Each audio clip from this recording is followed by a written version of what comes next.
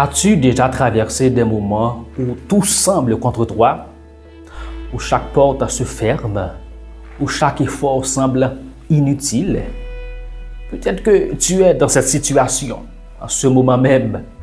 Dans cette vidéo, on va parler d'un sujet puissant, la persévérance dans l'adversité. Comment tenir bon quand tout s'effondre? Quelles sont les clés bibliques pour surmonter l'épreuve? Je vais te partager des vérités qui peuvent transformer ta manière de voir les difficultés de la vie.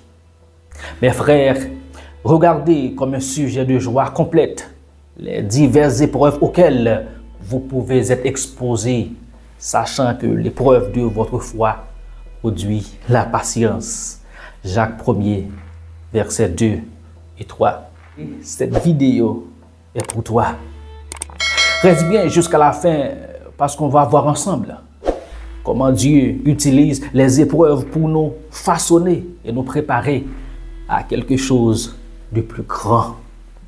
Dans le programme de transformation de vie de Jésus étaient inclus des expériences douloureuses, des moments de doute, de silence, d'hésitation, des tentations, des enseignements et des périodes de mise à l'épreuve dans des situations réelles de la vie. Pourquoi l'adversité? Dans Jean chapitre 16, verset 33, Jésus nous avertit. Vous aurez des tribulations dans le monde, mais prenez courage, j'ai vaincu le monde. Les difficultés ne signifient pas que Dieu nous a abandonnés, loin de là, mais qu'il nous entraîne et nous fortifie. Voyons quelques exemples bibliques de persévérance. Job, il a tout perdu, famille, richesse, santé, mais il a tenu ferme et Dieu l'a restauré au double. Joseph, trahi par ses frères, vendu comme esclave, emprisonné injustement, mais il est devenu le bras droit de Pharaon. Paul, fouetté, emprisonné, naufragé, etc. Mais il a persévéré dans sa mission et a écrit une grande partie du Nouveau Testament. L'apôtre des gentils. Mon ami, les épreuves ne sont pas une fin en soi, mais une préparation divine pour quelque chose de plus grand. Alors, comment persévérer dans l'adversité? Premièrement, changer de perspective. Selon Jacques 1er, verset 2 à 4, l'épreuve a pour but de nous rendre plus forts, plus matures. Dans Romains chapitre 8, verset 28, Paul nous enseigne que toute chose concourt au bien de ceux qui aiment Dieu, de ceux qui sont appelés selon son dessein. Deuxièmement, s'appuyer sur la prière et la parole de Dieu. Ne laisse pas l'adversité t'éloigner de Dieu, mais rapproche-toi de lui. Dans de nombreux psaumes, nous voyons David et d'autres psalmistes crier à Dieu dans leurs moments difficiles. Dans le psaume 20, verset 8, David dit: « Ceux-ci s'appuient sur leurs chars, ceux-là sur leurs chevaux, mais nous invoquons le nom de l'Éternel. » Amen. Troisièmement, garder la foi et l'espérance. Dans Hébreux chapitre 11, verset 1er, la Bible nous dit que la foi, c'est une ferme assurance des choses qu'on espère et une démonstration de celles qu'on ne voit pas. Se rappeler que l'épreuve a une date d'expiration. Ça va aller, mon ami. L'épreuve n'est pas là pour durer éternellement. Dis-toi que ça va aller. Quatrièmement, s'entourer des bonnes personnes. Ne combat pas seul. Moïse avait Aaron et Hur pour soutenir ses bras alors que le peuple était en train de se battre. Exode 17, verset 12.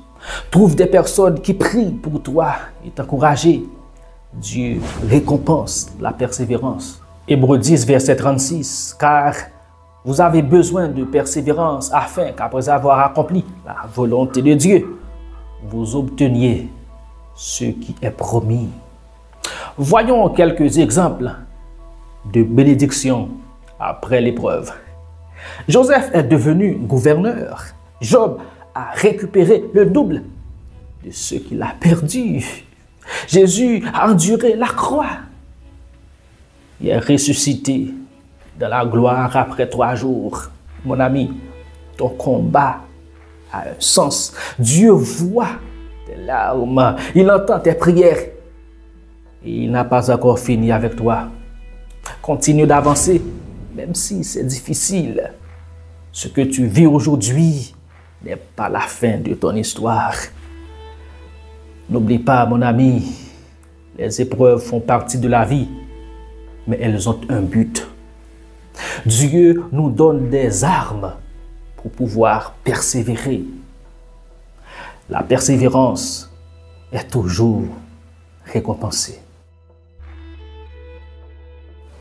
Seigneur, je te prie pour chaque personne qui regarde cette vidéo. Donne-leur la force de pouvoir avancer, la force de pouvoir t'aimer, même quand l'avancée est dure. Donne-leur la grâce de pouvoir voir ta main, de pouvoir ressentir ta présence. Tu es le seul à comprendre réellement ce qu'ils sont en train de vivre. Je te prie de venir à leur secours. Fais-leur sentir ta présence. Tu es là. Je te prie ainsi au nom de Jésus. Amen. Je t'encourage de partager cette vidéo à quelqu'un qui traverse un moment douloureux, un moment d'épreuve. Écris un commentaire. Je choisis de persévérer. Abonne-toi pour plus d'encouragement basé sur la parole de Dieu. Ne crains pas, car je suis avec toi. Ne promène pas des regards inquiets, car je suis ton Dieu. Je te fortifie. Je viens à ton secours. Je te soutiens de ma droite triomphante. Ésaïe 41, verset 10. À très bientôt, mon ami, pour une nouvelle vidéo d'encouragement. C'était Web, pour Je crois donc je parle. Pour avoir accès à toutes nos ressources, veuillez visiter notre site internet le www.jecroisdoncjeparle.org. Tous nos contenus sont pratiquement disponibles sur la plupart des plateformes de podcast. Vous n'avez qu'à taper « Je crois donc je parle ». Tous nos livres sont aussi disponibles sur Amazon en version e-book, broché et relié. Merci d'intégrer notre communauté. Merci de partager et de consommer nos contenus. Que Dieu vous bénisse abondamment. Grandissons ensemble dans la grâce et la connaissance de Jésus-Christ, notre Seigneur.